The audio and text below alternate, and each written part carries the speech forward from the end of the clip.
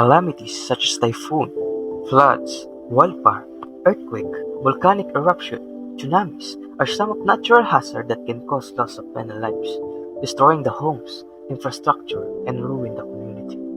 They are phenomena that occur as part of Earth's normal environmental cycle and processes. As these natural calamities are inevitable to happen in some part of the world, it is extremely dangerous to those who are affected by it. How can we minimize such a threat? First is to identify the type of natural calamities that are most likely to happen in your area and learn about how to prepare for it. If you live in places that are easily to flood, it most likely to flood happen when typhoon hits. If you live near the volcanoes or seaside, it is important to note that these places can be your reminder to prepare from. You can also identify these hazards by learning the community warning system and signals such as sirens or text message.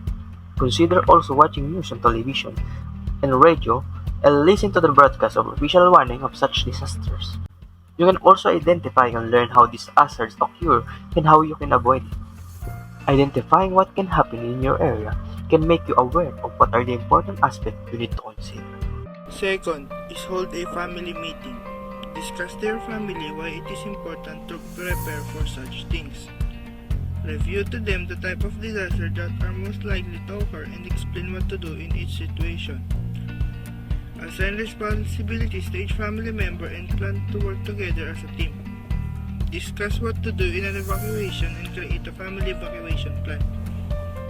If a family member is in the military or frequently away from home, plan how you will respond if he or she is away when a disaster strikes. Document how your family will communicate if a disaster strikes and create a family communication plan. If anyone in your family has a disability or special needs, adjust your plan accordingly. Be sure to include your family pets in your plan. By discussing it to your friends, family, and loved ones, you will assure that they will know what to do when the calamities hits. Third is to prepare. By assembling a disaster supply kit or having an emergency preparedness kit on hand may help you to keep your family safe during disaster. Here in my video, you can see some examples that you can prepare. Get some bag or box that have wheels so that it will be easy to bring if there's a disaster.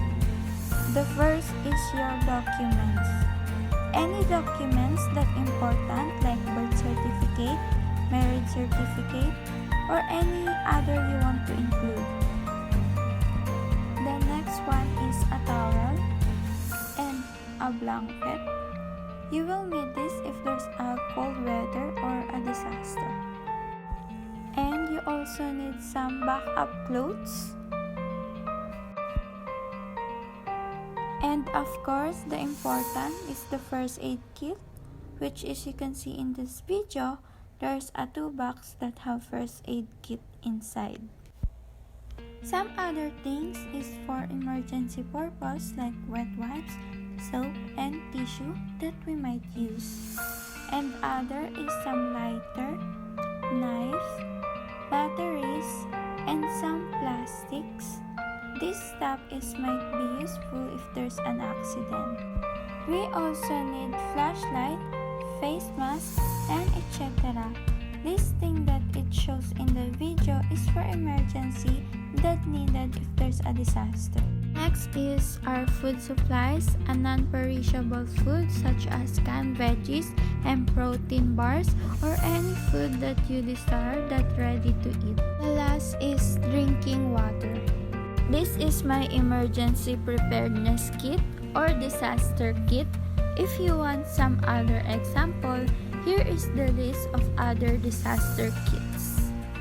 Aside to prepare the disaster kit supplies, it is important to become known or trained in first aid and Sitjar. Such practice that you can teach to your family here. Teach each family member how to use fire extinguisher and where to find them. Show each family member how and where to shut off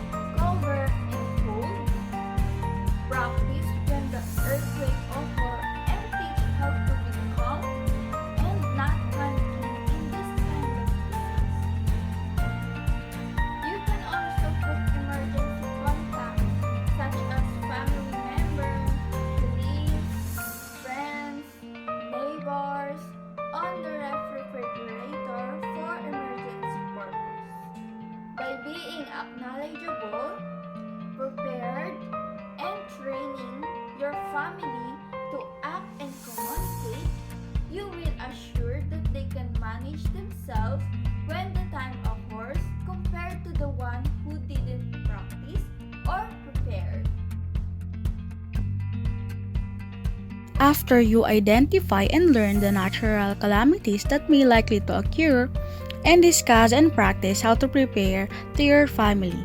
It is important to practice your plan regularly or consistently. Replace stored water and food every 3 months. Store non-perishable, high-protein food items such as canned goods, nuts, crackers, energy bar, and noodles. Keep a supply of clean drinking water. Fill up clean container with tap water and store them in a cool and dark place.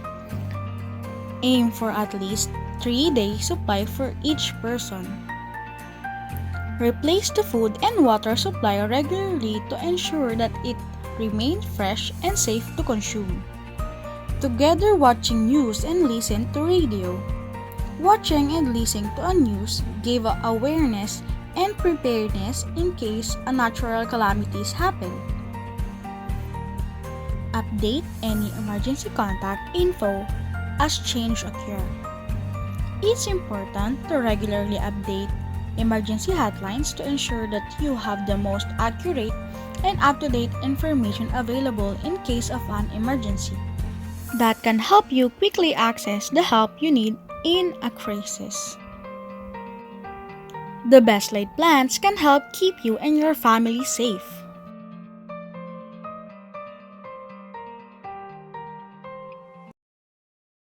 Disasters can strike at any moment with little notice, and no one can prevent natural disaster in such extent. But you can prepare for them. Being ready for a catastrophe before it happens will help you protect yourself, your family, and your home.